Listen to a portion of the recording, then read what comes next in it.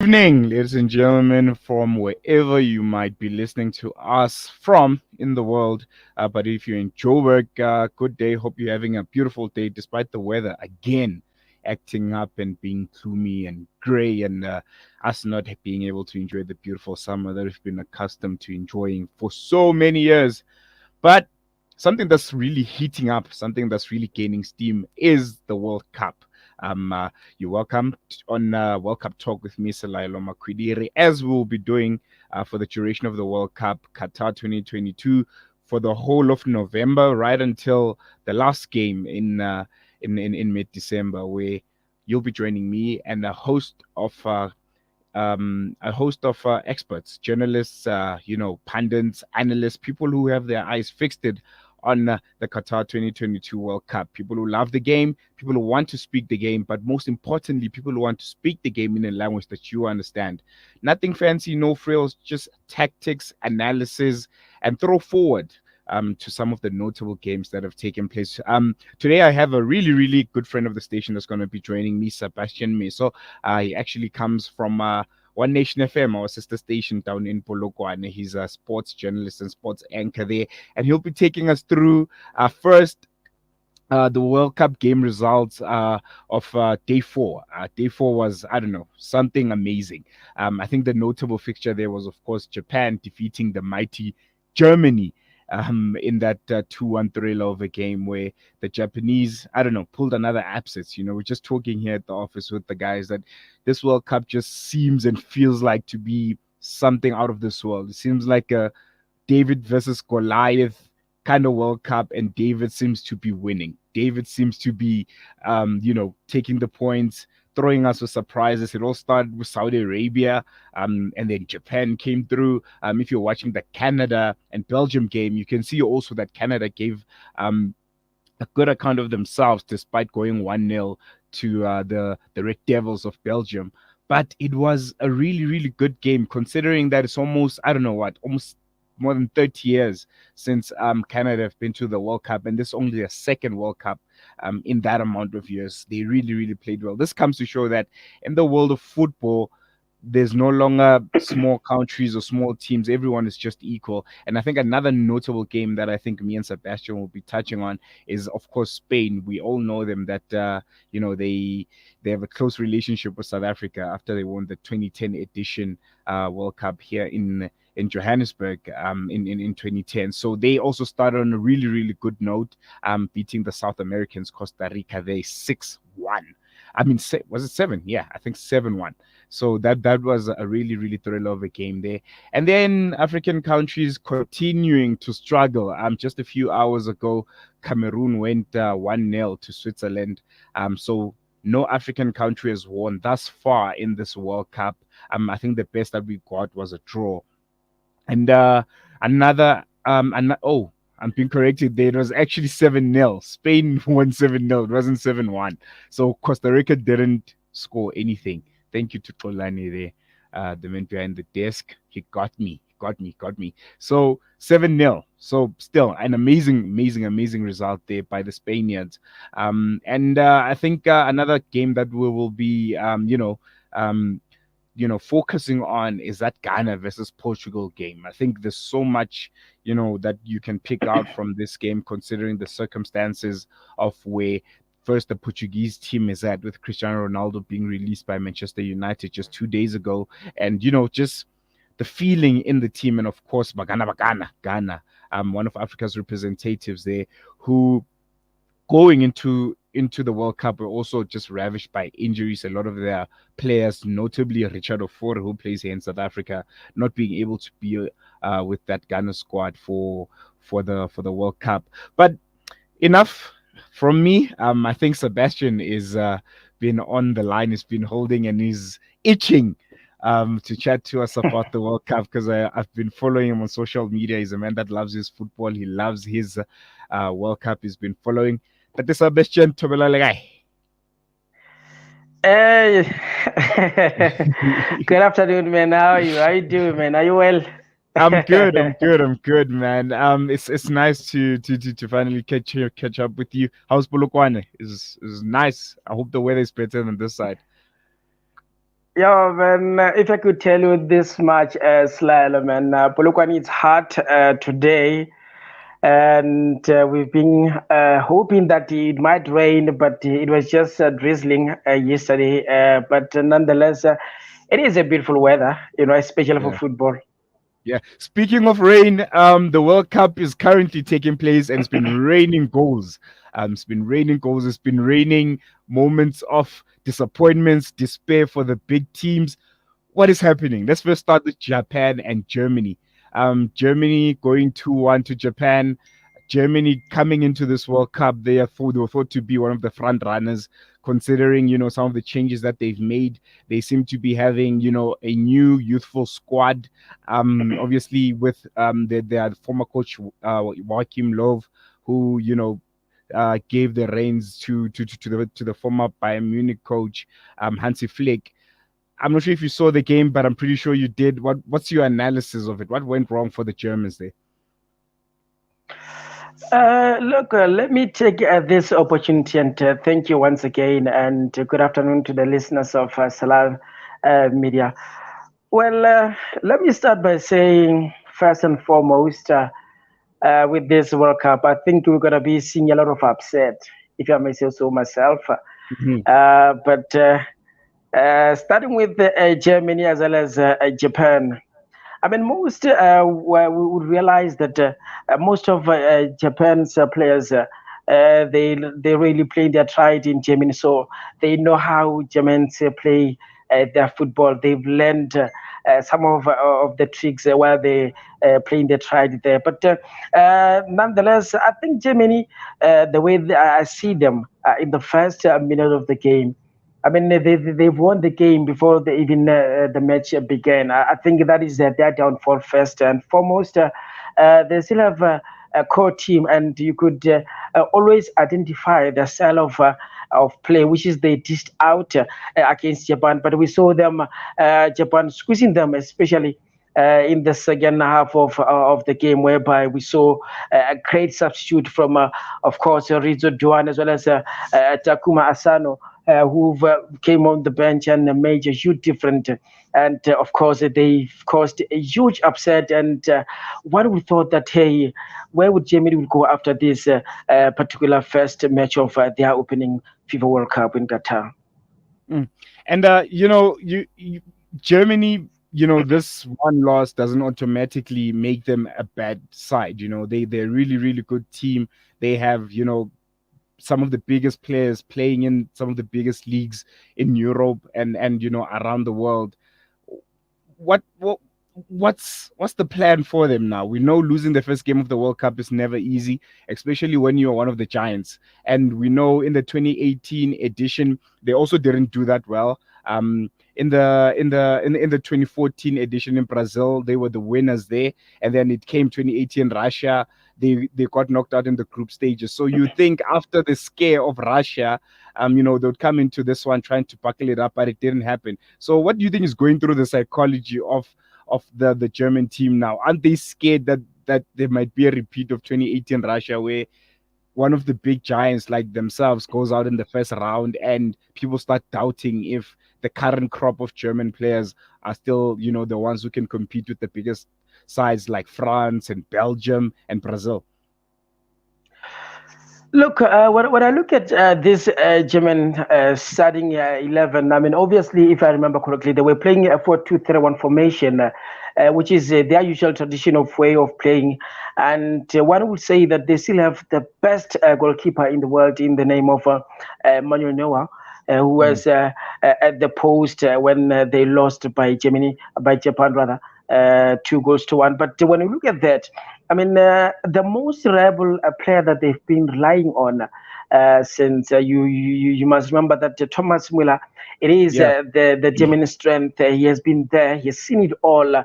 And of course, some of the players that we're missing, Mario Götze, we know is very much Mm, dangerous, especially on these international occasions. But nonetheless, they still have such a great players such as our Kimmich as well as Nabri, mm, just to mention few. But when you look at, oh man, this player from rather Gundogan, for me, I think it mm, was mm, absolutely marvelous. I mean, his departure from the field was actually their downfall because they started relapsing, and one would tell that in the next coming match, they surely need to up their socks and make sure that they win the second match, because if not, I see a lot of upset going forward. Hmm. Well, we'll see. There's still a lot of games coming for Germany. They have about what two more games to play after losing to Japan. But I want us to touch briefly on Spain. The 2010 World Cup winners. They themselves, they didn't have a really good World Cup. 2018, 2014 was also not that great for them. 2014 coming out in the group stages, but they seem to be knitting the squad back together again. The only remaining player from that 2010 World Cup squad that won the World Cup is Sergio Busquets. Otherwise, it's a complete overhaul. It's new players, it's fresh faces. You have the likes of Ferran Torres, João Felix. Young, youthful players that are coming in, trying to make a difference. Are Spain the dark horses of this tournament? Because coming into this World Cup, no one was really saying a lot about them. A lot of people were talking about, Brazil, obviously, Belgium, and that golden generation that needs to win something. They were talking about France, the defending champions, possibly being, the only second side in World Cup history to ever defend a World Cup. But no one was really saying anything about Spain. But with that 7-0 win over Costa Rica, was that them trying to say, you know what? We are also here. We're one of the big giants of this World Cup, and we are also a team to look out for. Well, judging by the way that I've seen them playing in their first match against Costa Rica, I mean, one would say that you can't really judge much based on what Costa Rica has brought on the table in terms of their performance. But nonetheless, when you look at Spain, the way that their coach, Philip Ndrolog, who has overall the squad, I mean, I remember when he released his 26-man squad that will be competing Qatar. There were a lot of talks with regards to why would he left his captain in the name of Ramos, But I mean, judging by the way that you look at the squad that he has accumulated so far, I mean, surely he is building for the future. He doesn't. He's not looking to win the World Cup, but surely he wants to make sure that his team that he has chosen go all out and compete, so that in the next World Cup we'll be seeing a very improved and energized Spain that we saw once in here in South Africa in 2010. Okay, from Spain, we move to Belgium. They played a game against Canada. Canada, losing 1-0 there to Belgium.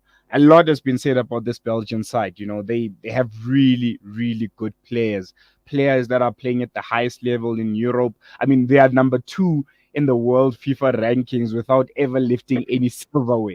They've never won a Euro, they've never won a World Cup, no major silverware whatsoever. But because of the consistency in the qualifiers, the consistency in some of the other, friendlies that they play, never losing a lot, not conceding a lot, having really good players, Kevin De Bruyne, Thibaut Courtois in the squad, Carrasco, Jan Vertonghen, Witzel, these are some of the biggest, best names, in world football. Not to forgetting Eden Hazard and his brother Torgan Hazard. Well, he's not doing that well. Still, Belgium are a heavyweight. But considering what you saw against Canada yesterday, yes, Canada, they were very spirited. They had nothing to lose. They were attacking because, for them, there's no pressure. Whether they go out into the next stage, or they win 1 game or 2 games, or they draw, everything for Canada, I think at this World Cup would be a victory, because it would be, groundbreaking. It would be history, because they don't really qualify for a lot of World Cups. But for Belgium, this golden generation is not getting any younger.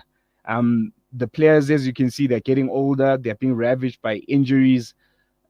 Is it time for them to finally give the world something, and to give the people of Belgium something? I mean, we can't be enjoying such good football for so many years from them, but they are not winning anything.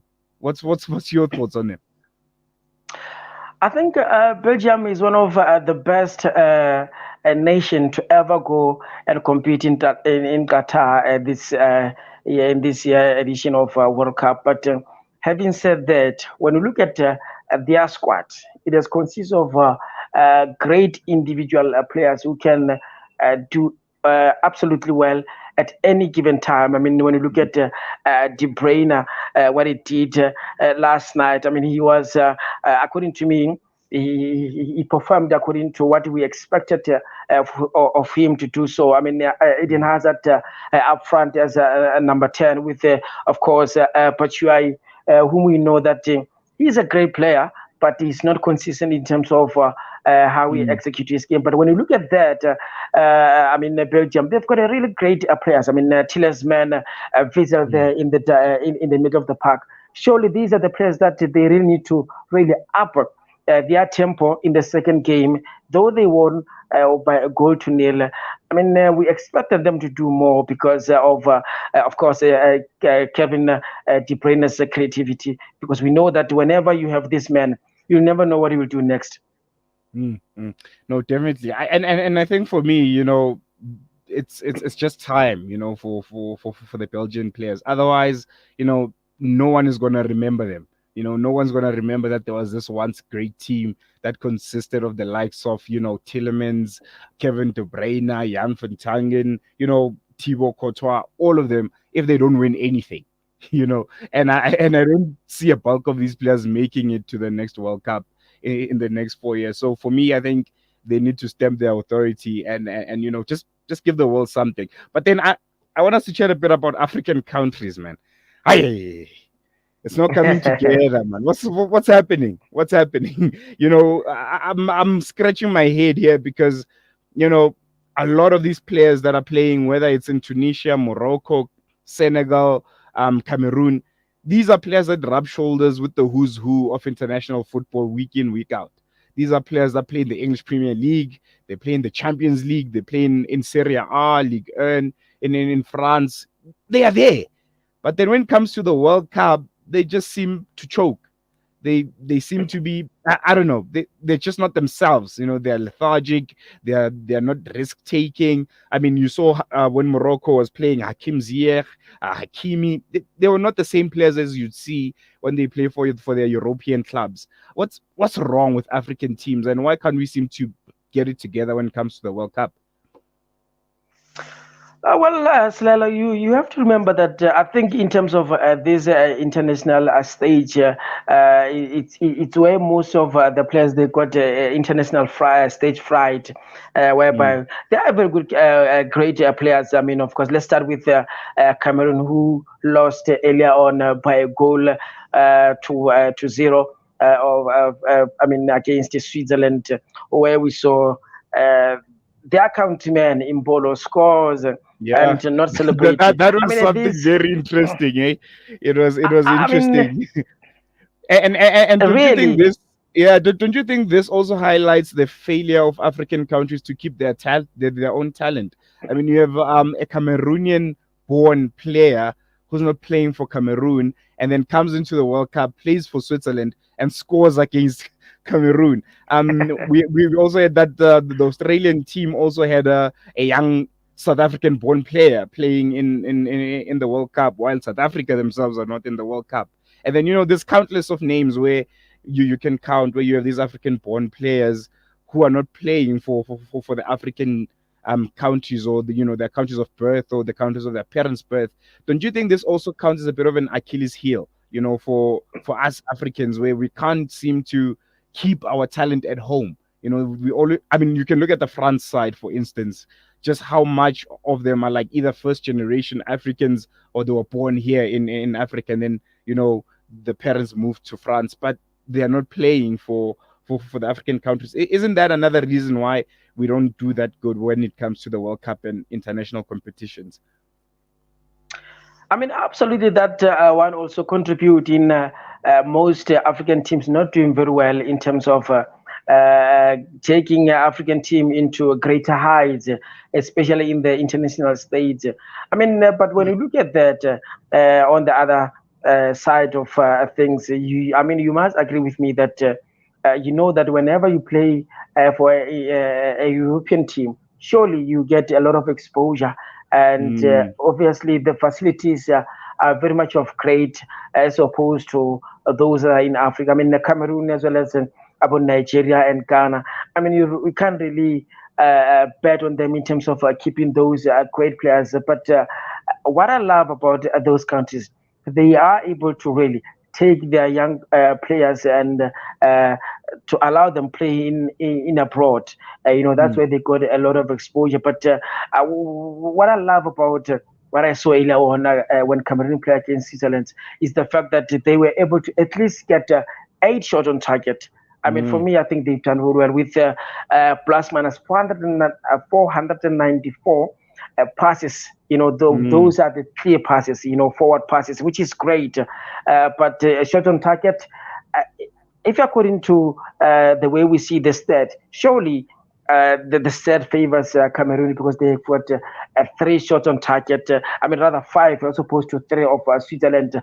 mhm. But nonetheless, at the end of the day, goals matters most, and that's where we see Switzerland took this one, and hoping that Cameroon in the next game they will do much better because we expect them to really do well because we saw them doing great at the AFCON Mm. season back.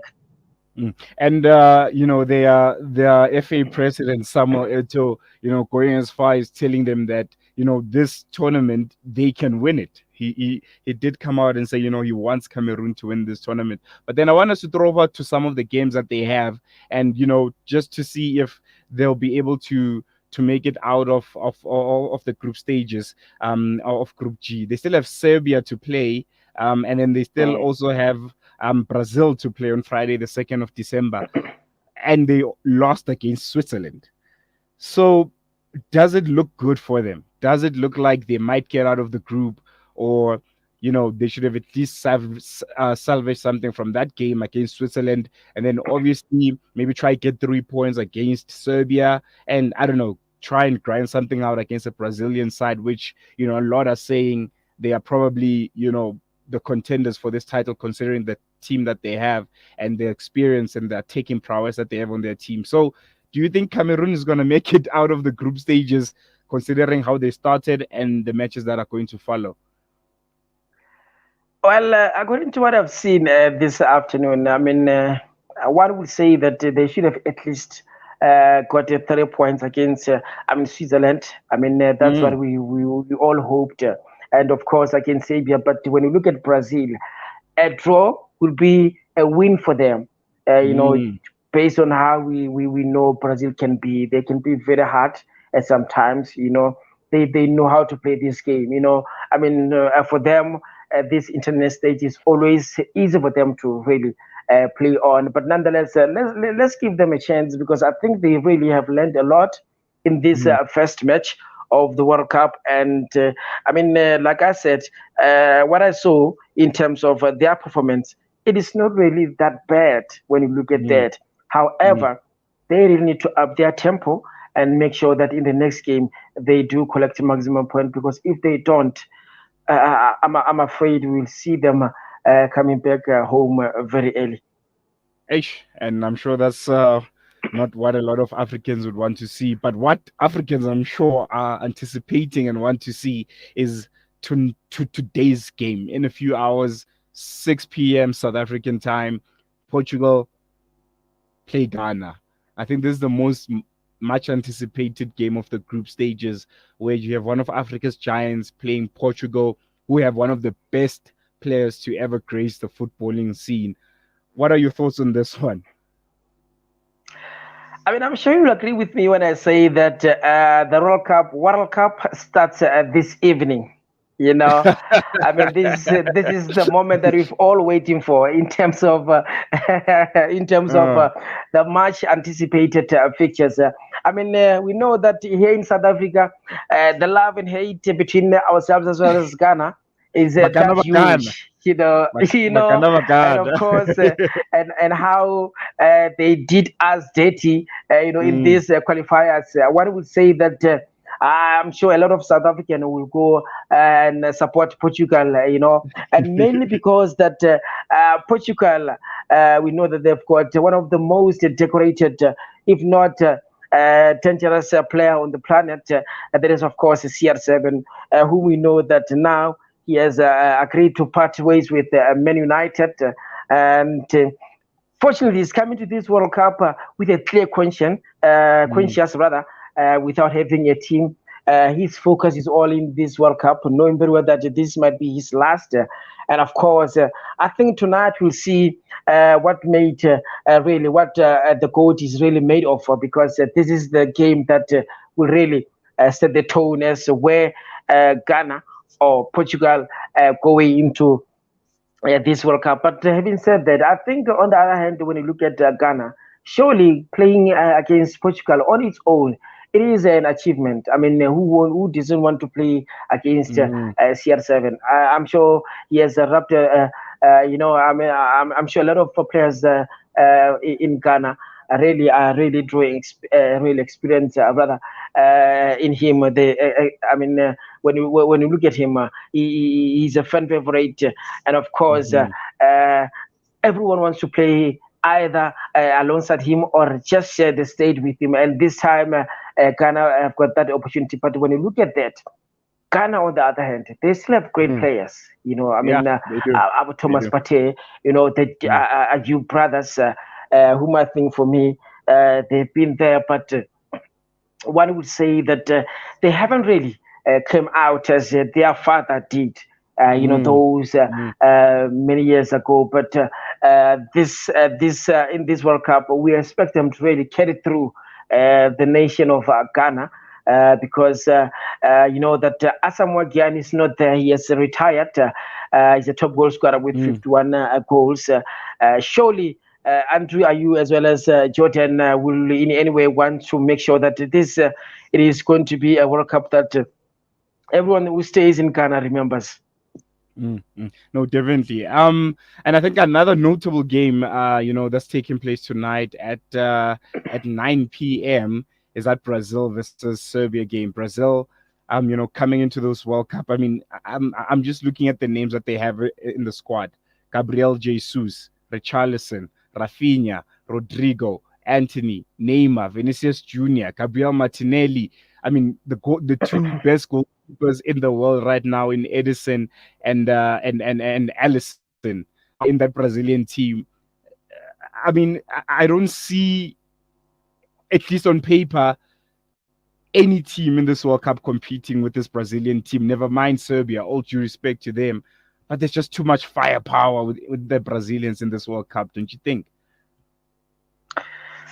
I mean, you're absolutely right, Slylo. I mean, when you look at that, in terms of how you've watched Brazil play those years, I mean, they've got the most dangerous, front Mm. line ever. I mean, Yeah. one will ask as to whether where will Tito really play his first 3 minutes, because we know that Neymar will start. The question is Devin. who will Devin. accompany Neymar, in this particular match, because when you look at that, you've got Junior Vinicius from Real Madrid as well as Rodrigo. Mm. But when you look at that, you will always want to at least see that the combination of Vinicius as well as Neymar. Just to play Vinicius close to Neymar at eight, Mm. but one will ask, where will you play Neymar? Are you playing him as a number 10? Are you playing him as a 9? But I think for me, Neymar is well best suited at number 10. That is where you will see the best of Mhm. course, Neymar. But having said that, Rodrigo, it's one player that you might use, but use him coming from the bench, because I think that is where he's most dangerous. But having said that, I think Brazil are the favorite to win this match, and are also favorite to really go to the final. But the question Mm. is, who are they going with in the final? Because we saw a lot of teams that they might even accompany them there. I mean, one would say France. They play Mm. very well, but again, France went in this World Cup without their best players. I mean, N'Golo Kante is not there. Mm, Pogba is not there. I mean, mm, this is the first World Cup ever whereby we ever witness a player who just won a Ballon d'Or and never feature in the World Cup. But in this manner, that is Karim Benzema, who had an injury, a thigh injury at the training. And mm, this is the first time whereby we're going to be seeing a Ballon d'Or holder who's not going to be competing in the World Cup. But when you look at France as well, they've got a really great players. I mean, Mbappe playing very well, scoring praise. But when you look at that, and there were also rumors that with the departure of Cristiano Ronaldo at Man United, they might want to look for rather for Mbappe, for all the answers because they think he is suitable to really replace CR7. But nonetheless, let's just focus on these particular matches and see yeah. how far are they really going because I think we are yet to see a lot of huge upset, just like we saw when Argentina go down against Saudi Arabia. Even Hey, yesterday, there hey. was a holiday there after they won against the mighty Argentina. I mean, one would say that, hey, even the president, they will agree that you know what, we didn't beat Argentina, we really beat Leon Messi, and for that we really deserve to have It's a a holiday, national and that holiday. is what they did. You see, and that is Mm, what they yeah. did. I mean, you need such kinds of encouragement, going forward because. Also, when you look at that Saudi Arabia, I'm sure you'll agree with me that there is a certain notable man by the name of Havre Nat. We know him Yes, very well. yes, He's yes. done tremendously very well in the African continent. I mean, Definitely. he's Yeah. really done exceptional. And it is not really surprising to see him really winning his first match of the World Cup. But I think for me, Argentina, you can never let them out. No, no, you can't. I think speaking of Heverenard, they're very, very successful coach. He did so well in the African continent, as you mentioned, won the AFCON with Zambia, won it with Ivory Coast, and had some really, really good squads and teams that he managed. So yeah, it's no surprise that South Saudi Arabia came out in that game and looked confident on the ball. And I think we can also just take a bit of pride there, South Africans, that there were about two players in that squad that are coached by Pitso Musimani with his club in Saudi. So we're involved. We'll take the cake. We're not at the World Cup, but whatever little involvement we can take there, we'll take it. But before I let you go, just want to have like your general thoughts on this World Cup so far. A lot has been said about Qatar, the ability to host the World Cup. Are they a footballing nation? Are they not? A lot of the laws and the rules that they have. Obviously, as a sovereign country, they do have a right to have their own rules and laws that when people that visit, they need to adhere to. But a lot has been said about them and their ability to host. I mean, the World Cup being mid-season in December, and usually you'd have it off-season in June, which is the European summer. What are your thoughts on Qatar 2022? So far, the first round of the World Cup matches are coming to an end. Next week we'll be going to the second round of the games. Are you happy with how they are handling the tournament? I mean, apart from what we've heard in terms of them denying one band love for LGBTQ campaign, I think that is one of the most saddest things that to ever happen in football fraternity.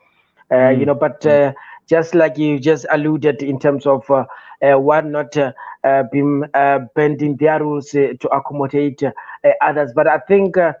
In terms of their stadium, they are world class, and I'm told that they are closer. You can actually watch three matches, a day mm, because you're not gonna be traveling that far.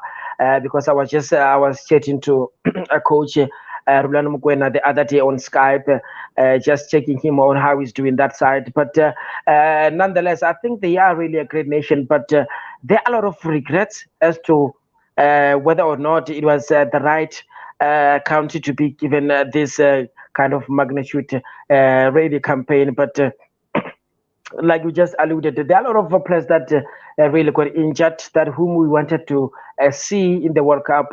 But also the fact that in terms of the seasonal change also affected those players, and also how we know that the usually World Cup take place in winter. But I mean, there's always first time for everything, Slilo, and this is Mm, those time whereby we need to really adapt and see how Qatar will be able to bring. But so far, I think in terms of the atmosphere, it is great. Even though I hear that some they still crying for the fact that there is a limitation of alcohol and mm, whatnot. But I mean, like we just said, every country have got their own rules and which we need to respect, especially when we really being hosted by them. But I am anticipating a really great football, World Cup football, and I'm sure that judging by tonight's fixtures, will be sleeping really a happy nation because. We're expecting a lot of fireworks. We're expecting a lot of goals. And mhm, tomorrow, the second round of the second matches is going to be a kickstarting of Group A as well as Group B. But I think for me, this is going to be one of the best uh, World Cup, if not, because we see a lot of upset so far, and we mhm, want those countries that one would never thought that they will compete, in this kind of magnitude atmosphere, but they are really brought the A game. I mean, your Canada, your USA, whereby we saw the son of George Weah, who mm. has scored a goal. Those are the really great moment that I can write home about. I just hope that tonight's match between Portugal as well as Ghana, it is the one that we're really going to be watching. I hope that Mm, we see a lot of goals and a lot of great football. no, definitely. Before I let you go, who's your favorite, and who do you see taking the World Cup? Well, for me, I will go with Brazil, mainly Mhm, because of their style of play, and I love how they really conduct themselves in every World Cup that they go into. And you could tell that whenever like they really create this stage, they always go all out and make sure that they play their best football ever. But one will say that England for me, they just have a individual great players, but they don't have a team. I think that is according to what I've seen so far. mm, Yes, they mm. scored 6 goals against Got a lot of Iran. goals. Yeah. They've scored a lot, but you could, if you agree with me, even now, I can't tell you how they really their structure, in the team because those were just great goals coming from great players. But in terms of unity, in terms of their playing personnel, in terms of their structure, in terms of their identity, I'm yet to see England dishing out that. Hmm. No, Sebastian, thank you so much for giving us your time. Thoroughly enjoyed the conversation. I'll call you there when Brazil loses to France in the final, just to remind you that Allez le bleu, the Blues of France, they for me are the front runners. But anyway, thank you so much for giving us your time. I'm gonna let you go. Enjoy the beautiful weather in Polokwane, and we'll chat again soon. Thank you so much, brother. Have a great one. Thank you so much. That was Sebastian Meso, the football analyst anchor with our sister station One Nation FM down in Polokwane, giving us the lowdown on day 4 of the World Cup and a throw forward to day 5 in the next round of fixtures, and give really really great analysis of what we can expect in the upcoming games. With the most anticipated one, obviously, being the Ghana versus Portugal game. With Ghana coming into this one, obviously, as underdogs, as any team that goes against the Cristiano Ronaldo side would be. But yeah, for me, I think Ghana are definitely, one of the teams that are going to be representing Africa well. I think they're well structured. They have players that are playing the biggest leagues in the world. I mean, Sebastian did mention the likes of the Ayew brothers, Dede Ayew and Andre Ayew, and also Thomas Partey also plays for Arsenal and is the anchor man in the middle of the park there. So it's going to be a really, really good team. But looking at Portugal, on the other hand, I mean, obviously, Cristiano Ronaldo doesn't need no introduction. Probably one of the greatest players, to ever grace a footballing pitch. You still have the likes of Bruno Fernandes in the team, So it's going to be a really, really interesting encounter between the two countries. And but I'm pretty sure here in Africa we're all holding thumbs for Ghana, despite whatever happened between us and them back in the qualifying stages. It was not meant to be for South Africa to be in that World Cup. I mean, you can imagine that group itself that Ghana is in right now. So you can imagine, with all due respect to Bafana Bafana, but ish, it would have been really difficult. So maybe the likes of Ghana better suited at this point to represent Africa.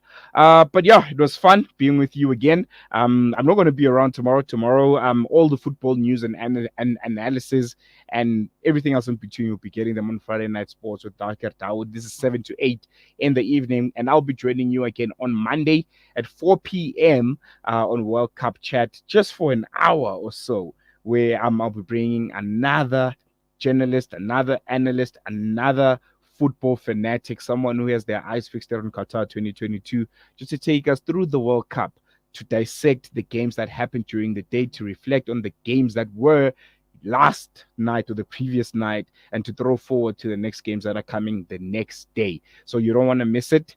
But for now, thank you so much for giving me your time. From myself, Olane, and the rest of the team is peace.